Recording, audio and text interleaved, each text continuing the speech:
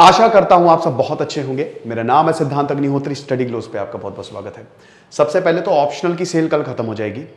Optional तुरंत avail कर लो, PSIR और हिस्ट्री ऑप्शनल। पीएसआईआर की क्लास जो है वो 3 जुलाई से होगी। टाइमिंग शेयर कर दिया है, शेड्यूल शेयर कर दिया है। हिस्ट्री की एक क्लास होगी 1 जुलाई से शुरू हो रही है। सोहेल सर थोड़ा सा, एक्चुअली देखिए हम क्वालिटी से कॉम्प्रोमाइज नहीं करेंगे तो थोड़ा सा बिजी है।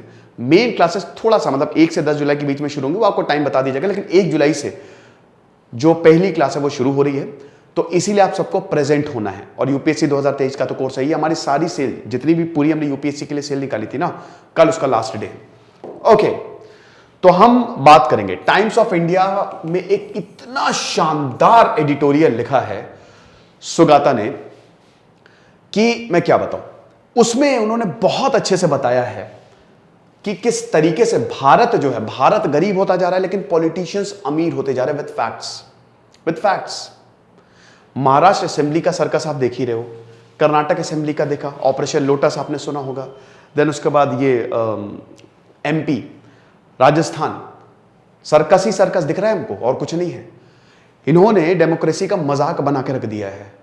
डेमोक्रेसी रियली, विश्वास ये भारत 1947 का नहीं है, जब जमीन से उठ के नेता आते थे। नेताओं को कोई फर्क नहीं पड़ता था, बस उनको यह था कि देश आगे बढ़ना चाहिए। लाल बहादुर शास्त्री, एक बार उनके सुपुत्र जो हैं वो सरकारी गाड़ी ले गए थे, लाल बहादुर शास्त्री ने फाइन भरा था। गया वो जमाना अब जब बिजनेसमैन फंड देते थे और बिजनेसमैन एक्सपेक्ट करते थे, बट पॉलिटिशियंस मेन होते थे। आज बिजनेसमैन पॉलिटिशियंस हैं। आपको मैं आंकड़ा देता हूं, महाराष्ट्र असेंबली इतना हो रहा है ना, अब देखिए वो सब हम नहीं जाएंगे, महाराष्ट्र असेंबली में जो हो रहा है उसको छोड़ दीजिए आप, लेकिन जरा महाराष्ट्र असेंबली की ही बात कर लेते हैं। 2014 में 2014 में 57% ऐसे पॉलिटिशियंस थे महाराष्ट्र में जिनके ऊपर क्रिमिनल केसेस थे। सिर्फ अभी देखिए लोकसभा पे तो हम आए नहीं है, अब उसमें 40% ऐसे जिनके ऊपर सीरियस चार्जेस है, मर्डर, रेप। ये बात बिल्कुल सही है कि पॉलिटिशियंस पे चार्जेस लगा भी दिए जाते हैं। आई एम सॉरी, पॉलिटिक्स है, साम दाम दंड भेद, किसी भी तरीके से पीछे घसीटना है, लेकिन फिर भी बहुत बड़ा आंकड़ा है इसमें। मर्डर, रेप, ये सब आते, सीरियस चार्जेस। 2019 में इलेक्शंस हुए और ये बढ़ के 62% हो गया। 62% ऐसे असेंबली में बैठे हुए हैं जिनके ऊपर क्रिमिनल केसेस चल रहे हैं। समझ रहे हो? मस्त, एकदम बढ़िया। और बताता हूं, अमीरियत पे आ जाओ, कितने अमीर हैं ये लोग, बताता हूं। ये है बीजेपी, शिवसेना, कांग्रेस, एनसीपी। अच्छा, क्रिमिनल चार्जेस में भी सबसे ज्यादा बीजेपी के हैं 62%। कांग्रेस भी पीछे नहीं है, 60%, 56% शिवसेना, 59% के आसपास एनसीपी। सब मैंने बताया ना, जो आपको 62% क्रिमिनल चार्जेस का ये ब्रेकअप है, सबसे ज्यादा बीजेपी, देन कांग्रेस, ये सब एक ही चट्टे बट्टे हैं, 60% के आसपास। अमीर देखो कितने हैं, तुम्हारे होश उड़ने वाले हैं। देखो अमीर की अगर बात करें तो भारत में जो टोटल वेल्थ है, इनइक्वालिटी देखो हर जगह आपको मिलेगी। 77% जो टोटल वेल्थ है वो देश के 10% लोग ओन करते हैं, जिसमें से 1% जो सुपर रिच है वो भारत की 58% वेल्थ को ओन कर रहे हैं। इनइक्वालिटी बढ़ती जा रही है। पॉलिटिशियंस, हम गरीब, पॉलिटिशियंस अमीर, क्या बात है। 90%, 93% के आसपास शिवसेना, एनसीपी 89% के आसपास, थोड़ा कम, शिवसेना भी 90% के ऊपर और कांग्रेस भी ऐसे ही 96% के ऊपर। मतलब ऐसे 90% के हेरफेर में ही है, 90%, 90% ऑन एन एवरेज। 100 में से 90 एमएलएज करोड़पति, करोड़पति। कर्नाटक में आ जाओ, 2008 में कर्नाटक में 63% करोड़पति एमएलएज थे, मतलब इतना। अब यह भी आंकड़ा 90% हो गया है और ऐसा बोला जा रहा है कि आगे आने वाले इलेक्शन में यह 100% तक हो जाएगा। मतलब जो असेंबली में बैठेगा हर एक विधायक करोड़पति। यह इतना चौंकाने वाला क्यों है? हमको आज एक ऐसे नेता की जरूरत है जो देश को आगे ले जाए। कोई बहुत बड़े रिफॉर्म्स अभी तक आए हैं नहीं, आने की जरूरत है। अब ऐसे लोग क्या आगे ले जाएंगे जो देश को या उनको खाली एक इन्वेस्टमेंट के तौर पे देख रहे हैं? इसका रीजन क्या है? मैं जरा फोन साइलेंट कर दूं, 1 मिनट रुकिए जरा।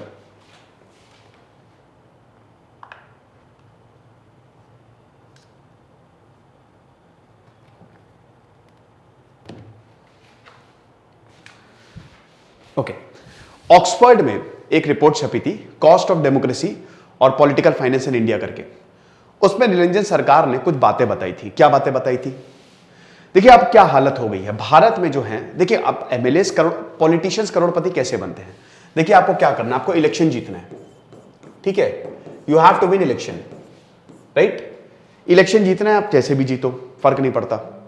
अब इलेक्शन जीतने के लिए पार्टीज किसको चुनेंगी? जिसका नाम है, नेम, जिसकी पकड़ है। बहुत सारे बाहुबलियों को इलेक्शन लड़वाया जाता है क्योंकि उनकी पकड़ है, उनको लगता है उनके नाम पे वोट मिलेंगे।